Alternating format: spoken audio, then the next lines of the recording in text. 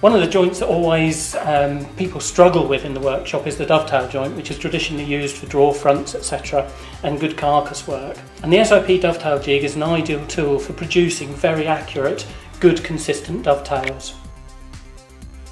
The SOP dovetail jig is designed to accept woods up to 300mm wide, so it will enable you to do a wide variety of dovetailing. And as it arrives and you take it out of the box, this is the actual jig you will have, along with a single cutter to go into a 1/4 inch router, which is a 7/16 bearing guided cutter. The idea of the bearing is that actually runs into the finger template which sits across here to give you the consistent cut that gives our dovetails. The bearing, or the template that actually comes with the jig, is a 1/2 inch section, so you're getting a 1/2 inch space with a 1/2 inch finger repetitively along. For finer dovetails, you can actually get an optional extra of a 7/16 template, which is a finer template, or a wider 9/16 template to give larger dovetails. Those dovetails can be seen in these samples here. The 1/2 inch being the standard cut that you'll get from the template when you buy it, and the finger template that comes with it.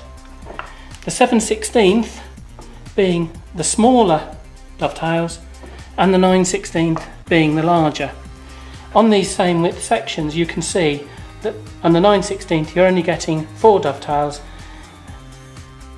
but the edges are tighter to the edges of the board, whereas on the 7/16 it's actually 5 dovetails for the same width. Changing the templates is very easy, just by undoing 4 screws and replacing with the template that you actually require. The jig itself comprises of various sections. The template that we've just discussed. This is the rear stop against which the router goes to give the depth of cut. The hold down clamp on the top and the hold down clamp on the front. These are the parts that actually hold the wood whilst we're actually routing it, as it needs to be strongly held in the actual jig itself. The dovetails, when they cut, are cut as a single action. So the wood is actually presented with one piece against the other, as you can see, to give the consistent cut here. To achieve this, we need to offset the sides of the wood. Otherwise, if this was cut at the same position, when the dovetails go together, we will actually find that the actual sections will then be offset. So we need to offset the wood prior to making the cut. That's very easily done if we take the top off the actual, we lift that to one side. You can now see on the lower section of the jig we have 2 arms here. These need to be set at a specific spacing to tie in with the comb or the template that we're using. Now the easiest way to do this is actually to cut yourselves some sections of wood that are appropriate to the actual template you're using. So being the 1/2 inch one, we'd use the 1/2 inch, 9/16 or 7/16 being the width of the actual wood.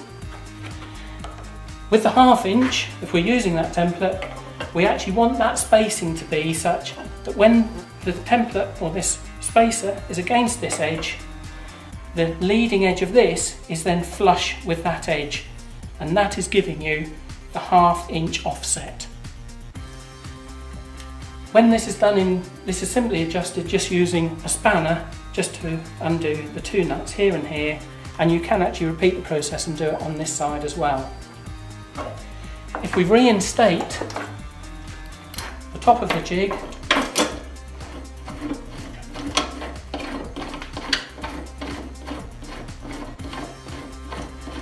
we can now screw that down,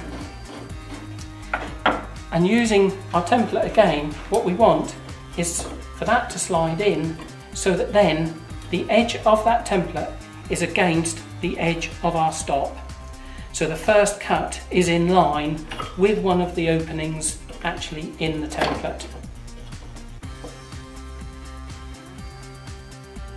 The other important consideration is the actual depth of cut. Now when the cutter is actually presented, we've got to make sure that the bearing runs into the actual fingers of the template. And the best way of setting it, and to work to initially on setting up, is to set the tip of the router cutter 17mm from the actual sole of the router. And again, an easy way of doing that is make yourself a little template, just like that you can sit over the top to actually set your router cutter to the correct depth. Now when you first do your joints, you may find they're a little tight or a little loose. By raising or lowering the cutter, we'll adjust that joint to make it a perfect fit. Now, we've got two pieces of wood here ready to actually dovetail. And the joint itself, as you can see here,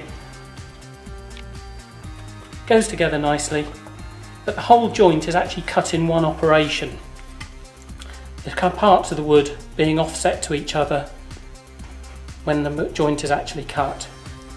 And it's very easily done on the dovetail jig, and I'll run you through both how to set it up and how to cut the joint. First of all, to cut the pins, we want to insert the piece of wood that the pins are going to be into, just into the front of the machine, and just support the work using the clamp hold down bar. The piece that the sockets are going into is going to be brought in from the back of the machine against the stop on the side, which again I'll describe in a moment, and butted up to our piece of wood at the front, which our pins are going to be into. And again, the lever just locked to hold it. We can now bring this up until it's flush, and we've got a level position across the boards, as you can see here. The two boards being staggered by the offset in the supports, which I showed you how to set earlier. To do the cut, first of all, using the router, we want to do a scribing cut along this edge to prevent any tear out in later cuts. So the first cut will be to scribe along the lower section here.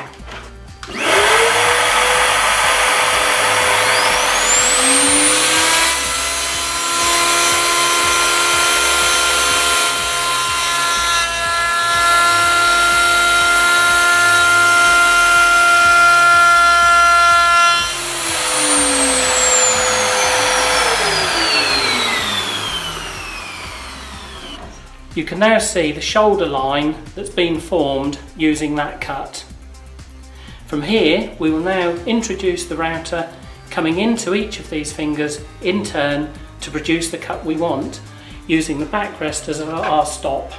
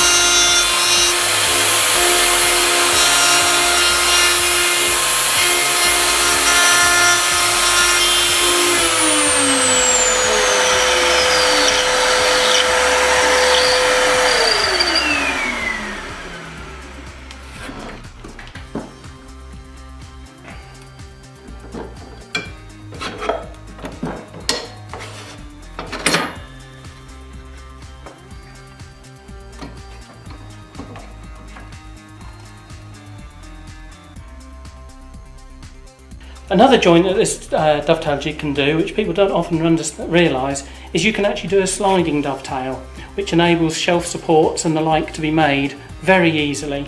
And we can use the jig to cut the sliding section. And it's very easily done by taking the existing template and physically turning it round, simply by undoing and doing up again the 4 screws that hold it in place and locking that in position. So if we want to perform the sliding dovetail along here, all we need to do is in exactly the same manner, insert the wood into the front, the piece to be cut, put a packing piece in behind, which won't actually get cut, lock that into place, We can now bring that up to our template and lock that into place. It's now just a case of running our bearing along this edge to give us the cut.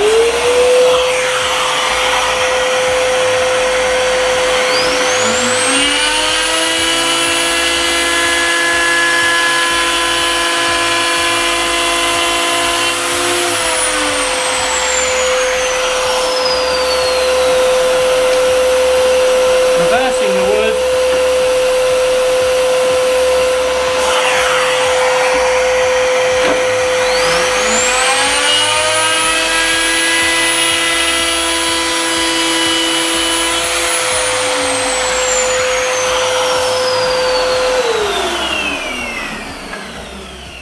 And there you have your perfect sliding dovetail.